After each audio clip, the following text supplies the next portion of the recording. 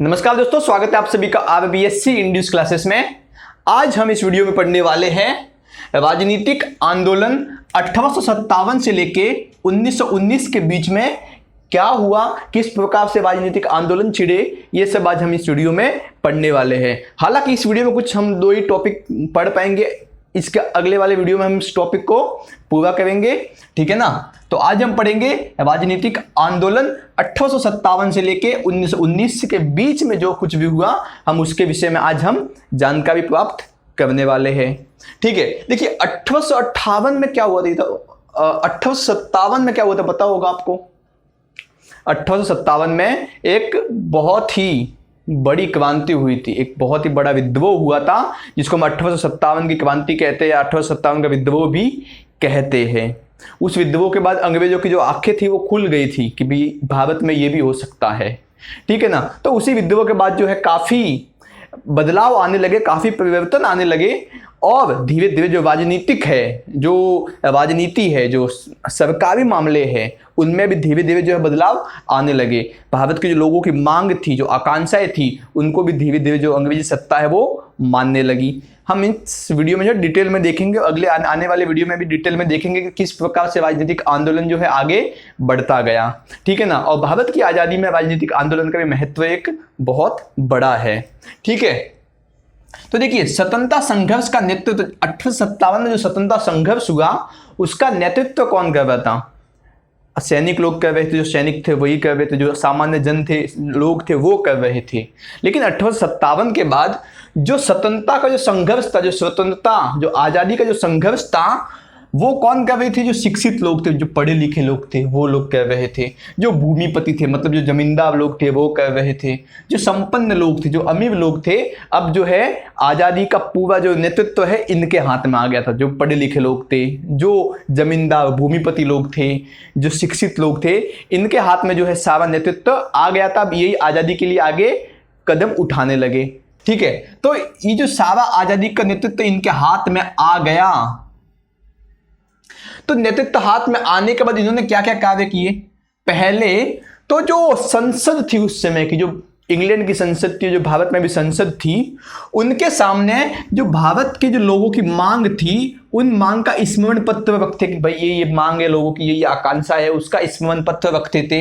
प्रार्थना पत्र भी रखते थे कि भाई हमारी प्रार्थना है, इसको मान लीजिए, ठीक है ना, हमारी ये निवेदन है, इसको मान लीजिए। तो इस प्रकार से स्मरण पत्र देते थे संसद में, प्रार्थना पत्र देते थे अपनी मांगों को मनवाने के लिए। मतलब बहुत ही कहते दयालु प्रकृति से जो है, बहुत ही एक विनम्र प्रकृति से जो है काम चला रहे थे। बहुत ही उदारवादी होकर ये लोग अपना काम चला रहे थे।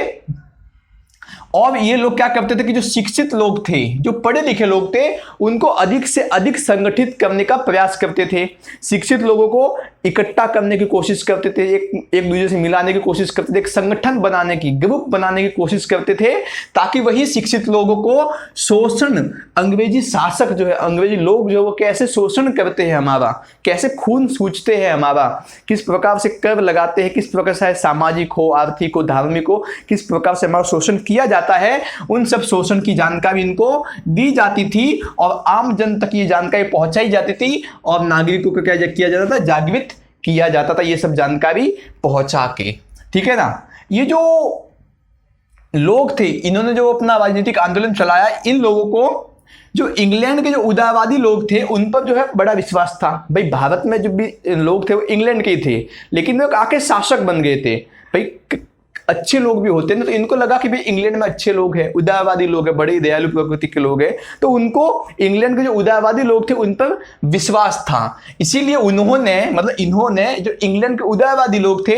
उनको भारत की वस्तु स्थिति समझाने की कोशिश की कि देखिए भारत में ऐसी परिस्थिति है, ऐसे ऐसे अन्याय होते हैं, इस प्रकार से शोषण होते हैं, तो ये सारी जो वस्तु स्थिति है ये समझाने की कोशिश की और भारत के लोगों की क्या क्या आकांक्षाएं हैं, क्या क्या इच्छाएं हैं, कैसे कैसे क्या क्या चाहते हैं, वो सब बताने की भी कोशिश की। इसके अलावा उनको यह बताया कि भारत में संवैधानिक मतलब और प्रशासनिक, मतलब भारत में संविधान के अनुसार सरकार चले, संविधान के अनुसार काम चले, सारा जो कानून है वो प्रशासन के हिसाब से चले, सारी जो व्यवस्था है प्रशासनिक व्यवस्था के हिसाब से चले। तो ये सब बातें जो है, ये सब बातें समझा, ये कहा कि इस प्रकार से जो सुधार है जो वो आने चाहिए। संवैधानिक सुधार भी आने चाहिए भारत में और प्रशासनिक सुधार भी आने चाहिए। तो ये बात जो है इन लोगों ने, इंग्लैंड के जो उदारवादी लोग थे, उनको समझाने की कोशिश की। इसके अलावा ये लोग शोषण और अत्याचार की जानकारी को फैलाते थे कि देखिए अंग्रेज लोग, भारत के जो अंग्रेज है वो किस प्रकार से लोगों का शोषण करते, कैसे अत्याचार करते हैं, ये सारी जो है बातें को अधिक से अधिक फैलाने की कोशिश की। और उससे जो ये आंदोलन क्या होता गया, विस्तार होता गया। मतलब इस आंदोलन को बढ़ाने के लिए ये लोग अंग्रेज लोग को अपना शोषण करते थे, जो अंग्रेज लोग भारतीयों का अत्याचार करते थे, ये सारी बातों को अधिक से अधिक लोगों तक पहुंचाने की इन्होंने नीति बनाई और इस आंदोलन का क्या किया, विस्तार किया। इसके अलावा देश के सभी क्षेत्रों में वर्गों तथा धर्मों को संगठित करने की भी कोशिश की। देश, अपना देश कैसा है भाई, भारत देश कैसा है, सभी धर्म, सभी संस्कृति, सभी भाषाएं, सब कुछ मिला हुआ देश है। तो भाई थोड़ी बहुत टकराहट तो होगी ना, तो जो टकराहट थी उनको मिटाने के लिए सभी धर्मों को, सभी क्षेत्रों को एक साथ लाने की कोशिश की। और उस समय तो भारत 500 से ज़्यादा रियासत, 550 से ज़्यादा रियासतों में बटा हुआ था। तो सीधी सी बात है, सबकी अलग अलग सोच होगी, तो उन सब को जो है एक साथ लाने की कोशिश भी इन्होंने की कि सब लोग साथ मिलकर लड़ेंगे तो ज़्यादा अच्छा होगा। ठीक है ना। तो ये कुछ इनका संघर्ष था, ये कुछ इनकी बात थी। 1858 में ही जो है राजनीतिक चेतना का प्रचार होने लगा कि भाई हमें तो भाई अब तो राजनीति में हिस्सा चाहिए, हमें तो अब संसद में बैठना है भारतीय लोगों को।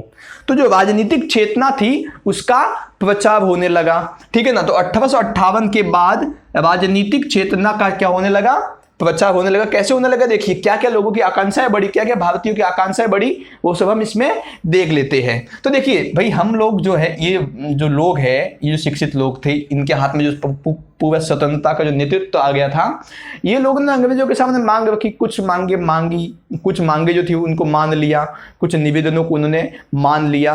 तो सीधी सी बात, आकांक्षाएं तो बढ़ेगी ही। ठीक है। तो अंग्रेज लोग मांग जो है मान रहे थे, आकांक्षाएं को जो आकांक्षाएं थी उनको स्वीकार कर रहे थे। तो सीधी सी बात है, और जो है अपनी आकांक्षा तो बढ़ेगी ही, तो वो स्वाभाविक अब था बढ़ना। तो भारतीयों की, इसमें देखिए भारतीयों की राजनीतिक आकांक्षाएं बढ़ने लगी। अंग्रेज लोग जैसे जैसे हमारी मांगों को, भारतीयों की मांगों को मानने लगे, तो हमारी जो भारतीयों की जो आकांक्षाएं थी वो बढ़ने लगी कि भाई अब तो इतना हुआ, अब ये भी हो जाए, अब ये अच्छा हुआ तो ये भी काम अच्छा हो जाए। तो जो आकांक्षाएं थी वो बढ़ने लगी। सिविल सर्विस के स्थान ही नहीं बल्कि उस पर नियंत्रण की भी आकांक्षा आने लगी। भाई सिविल सर्विस मतलब आईसीएस, उस समय आईसीएस थी, इस समय आप आईएएस से समझ सकते हो। ठीक है ना। तो आईसीएस में भी जो सिविल सर्विस थी उसमें भारतीय लोगों परीक्षा देके अपनी जो है भारतीय लोग भी शामिल हो सकते थे। तो वो वहां तक तो ठीक था, लेकिन ये लोग क्या कहने लगे कि भाई हमें तो इसमें नियंत्रण भी करना है, सिविल सर्विस पे हमें अपना नियंत्रण भी चाहिए। स्थान के साथ साथ क्या चाहिए, नियंत्रण की भी आकांक्षाएं जो है इन लोगों की बढ़ने लगी। किनकी, भारतीयों की, हमारी आकांक्षाएं बढ़ने लगी। ठीक है ना। 1868 में एक अखबार था, उसका नाम था हिंदू पैट्रियट, जिसके जो संपादक है उनका नाम था कृष्णोदास पाल उनका नाम था, जिन्होंने हिंदू पैट्रियट अखबार को चलाते थे। उन्होंने एक लेख लिखा, उसमें लिखा कि जनता द्वारा चुनी तथा उत्तरदायी सरकार की उन्होंने अपने एक लेख में, अपने अखबार में मांग की। कृष्णोदास पाल ने अपने अखबार जिसका नाम हिंदू पैट्रियट था उसमें उन्होंने ऐसी मांग की कि भाई भारत में जो सरकार है वो जनता चुने, और जो सरकार होगी वो भारत के लोगों के प्रति उत्तरदायी होगी। जैसे आज जो भारत की सरकार है उस प्रकार की सरकार की जो कल्पना जो है, मांग जो है, इन्होंने कृष्णोदास पाल ने पहले ही कर दी थी कि भारत के लोग चुन के भेजे सरकार कैसी बनेगी, और जो सरकार होगी वो अंग्रेजी शासन के प्रति नहीं बल्कि भारत के लोगों के प्रति उत्तरदायी होनी चाहिए। उसकी जिम्मेदारी भारत के लोग होंगे, ना कि इंग्लैंड होगा, मतलब अंग्रेज होंगे। ठीक है ना। तो इस प्रकार की मांग भी जो है उठने लगी। इसके अलावा 1874 में इसी अखबार में, हिंदू पैट्रियट में, कृष्णोदास पाल ने एक लेख लिखा। उस लेख का शीर्षक था स्वराज, और उस स्वराज में, स्वराज मतलब खुद का शासन, खुद का राज। ठीक है ना। तो उसमें संवैधानिक सरकार की भी इन्होंने बात की। जो स्वराज जो लेख लिखा उसमें इन्होंने संविधानिक सरकार की भी बात की कि जो सरकार होगी वो संविधान के हिसाब से ही चलेगी, ना कि किसी हुक्म या आका के हिसाब से चलेगी। जैसा संविधान में होगा वैसा ही सरकार चलेगी। जैसे आज जो अपनी सरकार है वो संविधान के हिसाब से चलती है ना, इस पर कोई सरकार के ऊपर कोई मालिक है क्या? नहीं है। लेकिन पहले जो अंग्रेजी शासन में तो था ना मालिक, अंग्रेजी लोग थे मालिक, ठीक है ना। तो स्वराज शीर्षक में संवैधानिक सरकार की बात भी सामने आने लगी। लेकिन जो ये सब मांगे उठने लगी धीरे धीरे ना, तो उस समय के जो राजनीतिक दल थे, उस समय के जो राजनीतिक संगठन थे, वो इन प्रगतिशील मांगों को, इन संघर्ष के लिए, इस प्रकार के संघर्ष के लिए जो तैयार नहीं थे कि हम तो इन मांगों को उठा नहीं सकते, ये मांगे जो है बड़ी ठीक नहीं है, अंग्रेजों से हमें लात खाने को मिलेगी, इस प्रकार की बातें उठने लगी, ठीक है ना। तो उस प्रकार के जो तत्कालिक जो राजनीतिक संगठन थे इन प्रगतिशील मांगों से पीछे हट गए, संघर्ष करने के लिए तैयार थे ही नहीं कि हम तो इस प्रकार की मांगों को लेके जाएंगे ही नहीं, उठाएंगे नहीं इस प्रकार की मांगों को, ठीक है ना। तो क्या हुआ कि 1875 में बंगाल के कुछ विद्वानों ने मिलके और कुछ चिंतकों ने मिलके एक इंडियन लीग संगठन की स्थापना कर दी। और इस संगठन में जो उद्देश्य था, इस संगठन का जो उद्देश्य था वो क्या था कि भाई राष्ट्रवाद का लोगों में भाव जगाना, लोगों को ये एहसास करवाना कि आप इस देश के लोग हो, आपके अंदर राष्ट्रवाद का भाव जागे, ये राष्ट्र आपका है, इस प्रकार का राष्ट्रवाद का जो भाव है लोगों में जगाना, तथा राजनीतिक चेतना का जागृत करना, तथा लोगों में राजनीतिक चेतना भी जागृत करना कि सरकार में आपका अधिकार है, आप सरकार बना सकते हो, इस प्रकार की जो राजनीतिक चेतना थी उसको भी जागृत करना। तो इस प्रकार के भाव जो है उठने लगे और ये उसका उद्देश्य भी था किसका? इंडियन लीग का। आपको ऐसे क्वेश्चन बन सकता है कि इंडियन लीग की स्थापना कब हुई? तो 1875 में। इसके उद्देश्य बताइए, तो आप लिख सकते हो कि राष्ट्रवाद का भाव जगाना तथा राजनीतिक चेतना को जागृत करना, इस प्रकार के इसके उद्देश्य थे। और जो इंडियन लीग बनी थी, ये इंडियन लीग सार्वजनिक चेतना के द्वारा प्रारंभ होने वाला प्रथम राजनीतिक संगठन था। मतलब सार्वजनिक चेतना के द्वारा, भाई जो समाज के लोगों के द्वारा जो है स्टार्ट होने वाला, प्रारंभ होने वाला पहला संगठन था जिसने राष्ट्रीयता की भावना को जागृत करने का काम किया। कौन सा? इंडियन लीग, ठीक है। तो यहां तक हम पढ़ लिए, आगे देखते हैं। अभी देखिए यहां से संगठन बनने स्टार्ट हो गए, धीरे धीरे संगठन जो है बनने लगे। हालांकि इसके पहले भी संगठन बन चुके थे, लेकिन यहां से जो राष्ट्रीयता का भाव है, जो स्वराज का भाव है, वो उठने लगा धीरे धीरे कि हमें तो अंग्रेजों से क्या चाहिए? आजादी चाहिए, ठीक है ना। तो इसके बाद स्थापना हुई इंडियन एसोसिएशन की। इंडियन एसोसिएशन की स्थापना कब हुई? 1876 में। इसके संस्थापक कौन थे? स्थापना किसने की? तो सुरेंद्रनाथ बैनर्जी ने इसकी स्थापना की। स्थापना कहां पे की? तो कलकत्ता में एक अल्बर्ट हॉल है, उस हॉल में, कलकत्ता के अल्बर्ट हॉल में इंडियन एसोसिएशन की स्थापना हुई। उस समय जब स्थापना हुई, जब प्रथम अधिवेशन हुआ, तो उस समय लगभग 80 लोगों ने इसमें सहभाग लिया, 80 लोग इसमें शामिल हुए। इंडियन एसोसिएशन का उद्देश्य क्या था? तो समान राजनीतिक विचार रखने वाले लोगों को एक मंच पर लाना तथा सामान्य जनता को संगठित करना। भाई जो इंडियन एसोसिएशन का उद्देश्य क्या था, इसको समझने की कोशिश कीजिए।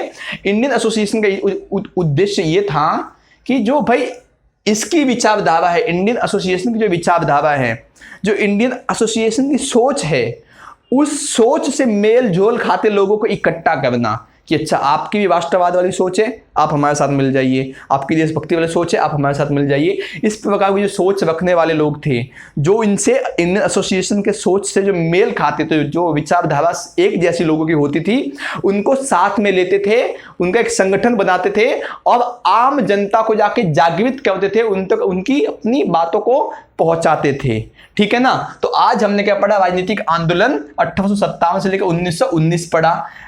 यहां पे मैंने टॉपिक छोड़ दिया है, कौन सा टॉपिक?